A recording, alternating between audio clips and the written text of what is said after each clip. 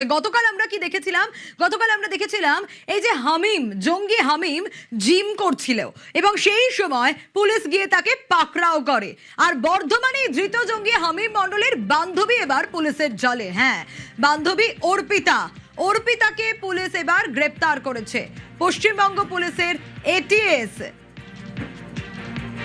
ঝাড়খণ্ডের সাহেবগঞ্জ থেকে গ্রেফতার করেছে। কিন্তু এই বান্ধবী কিভাবে কানেক্টেড, হামিম তার বান্ধবীকে কিভাবে কাজে লাগাতো, এই প্রশ্নগুলো বারবার করে উঠে আসছে। এই প্রশ্নগুলোরই উত্তর জানার চেষ্টা করব এবার, কারণ বর্ধমানে ধৃত জঙ্গি হামিম মণ্ডলের বান্ধবীকে এবার গ্রেফতার করেছে পশ্চিমবঙ্গ পুলিশের এটিএস। রনক রয়েছে আমার সঙ্গে, রনকের কাছ থেকে আরো ডিটেল জানবো। রনক, এই অর্পিতা হামিমের বান্ধবী, তাকে হামিম ঠিক কিভাবে কাজে লাগাতো? কারণ হামিমের হোয়াটসঅ্যাপ এখন এটিএস এর কাছে, পুলিশের কাছে একটা বড় হাতিয়ার। কি জানা যাচ্ছে? দেখো, একেবারে হামিম মণ্ডলকে গ্রেফতার করার পর তার যে চ্যাট পুলিশ দেখতে পেয়েছে সমাজ মাধ্যমে, সেখানে এই অর্পিতা সরকারের নাম উঠে এসেছে এবং এই অর্পিতা সরকারকেই মূলত কাজে লাগানো হতো যে কারণে এই জঙ্গি নাশকতা বা গুপ্তচর ভিত্তিতে আমরা এর আগেও দেখেছি হানি ট্র্যাপ, অর্থাৎ এইরকম ভাবেই কারোর সঙ্গে সম্পর্ক স্থাপন করা বা এই অর্পিতা সরকারকে দিয়ে যে সমস্ত তথ্য হামিম চাইতো, তাকে যে নির্দেশ দেওয়া হতো সেখানে ব্যবহার করা হতো। অর্পিতা সরকারকে বিভিন্ন ধরনের একের পর এক অ্যাসাইনমেন্ট দেওয়া হতো এবং তারপরই কিন্তু এই মুখ্যমন্ত্রীর গতিবিধি থেকে শুরু করে আরও উচ্চপদে যারা ব্যক্তিত্ব রয়েছেন বা আধিকারিকরা রয়েছেন তাদের বিষয়ে জানার জন্য আরও ৩-৪ জনের সঙ্গে কথা বলার যে কাজ করতো, সেটা করতো কিন্তু এই অর্পিতা সরকার।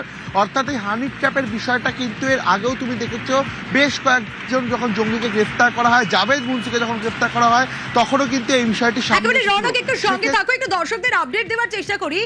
এই হামিম খুব অদ্ভুত ভাবে তার বান্ধবীকেও কাজে লাগাতো। কিভাবে কাজে লাগাতো?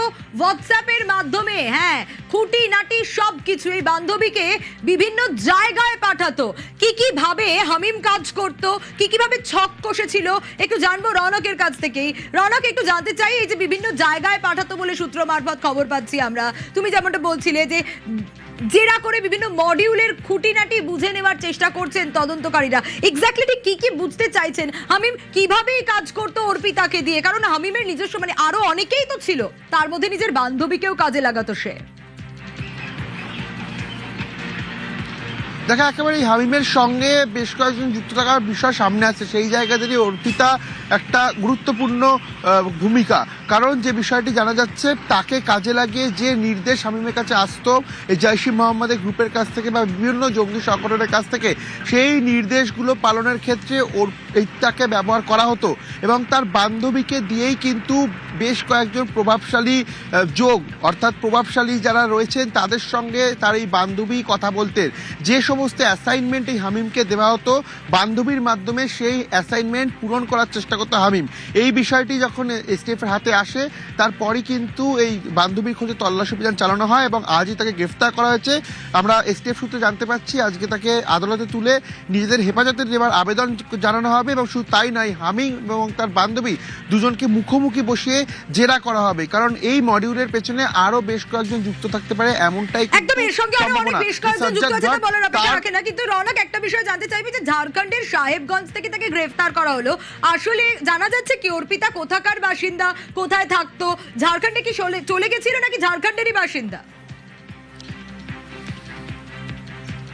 দেখো, যেটা জানা যাচ্ছে অর্পিতা ঝাড়খণ্ডেরই বাসিন্দা। সমাজ মাধ্যম মারফত এই হামিমের সঙ্গে তার আলাপ হয়। বেশ কয়েক বছর ধরেই হামিমের সঙ্গে তার কথোপকথনের যে চ্যাট ডিটেলস তা ইতিমধ্যে এসটিএফ পেয়েছে। সেখানেই সন্দেহ জাগে যে কিছু কথাবার্তা বা কিছু চ্যাট দেখে দেখা যায় যে কিছু সংবেদনশীল কথাবার্তা দুজনের মধ্যে হয় এবং কিছু নেতা বা মুখ্যমন্ত্রী সম্পর্ক, তার গতিবিধি, এই সম্পর্ক তথ্য আদান প্রদানের বিষয় কিন্তু অর্পিতাকে ব্যবহার করা হতো। সেই জায়গায় দাঁড়িয়ে আসলে এদের কি ছক ছিল, যে নাশকতার ছক ছিল, তার পেছনে আরো বেশ কয়েকজন যুক্ত থাকতে পারে এবং সব থেকে বড় যে প্রশ্নটা উঠছে, কোন রকম কি স্লিপার সেল এখানে ছিল যা ওপর থেকে নির্দেশ দেওয়ার পর সেটা অ্যাক্টিভ হওয়ার সম্ভাবনা ছিল কিনা, এই বিষয়ে জিজ্ঞাসাবাদের জন্যই কিন্তু অর্পিতা এবং হামিমকে মুখোমুখি বসিয়ে এসটিএফের তরফ থেকে জেরা করার একটা বিষয় বিষয় সামনে আসছে।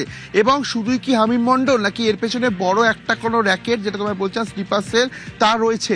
গোটা বিষয়টি খতিয়ে দেখা হচ্ছে। কারণ তোমায় জানাবো, সম্প্রতি গত 2-3 মাস ধরে এই সাজ্জাদ ভাট ঘনিষ্ঠ বা তার সহযোগী, তার যে জৈশ-ই মোহাম্মদের যে টিম, তার সঙ্গে যুক্ত থাকার অভিযোগে কিন্তু বেশ কয়েকজনকে গোটা দেশ জুড়ে গ্রেফতার করা হয়েছে উত্তরপ্রদেশ অ্যান্টি টেররিস্ট স্কোয়াডের তরফ থেকেও। এবং দেখা গেল গতকালই বেঙ্গলি স্টেফের যে অ্যান্টি টেররিস্ট স্কোয়াড, তার তরফ থেকে এই হামিম মণ্ডলকে গ্রেফতার করা হয়। এবং 24 ঘন্টা খাটতে না খাটতেই তার যে লিঙ্ক ধরে এই তার বান্ধবী, তাকেও গ্রেফতার করা হয়েছে। একেবারে তার বান্ধবীকে সে বেশ ভালোভাবে কাজে লাগাতো এবং দুজনকে মুখোমুখি বসিয়ে জেরার সম্ভাবনা।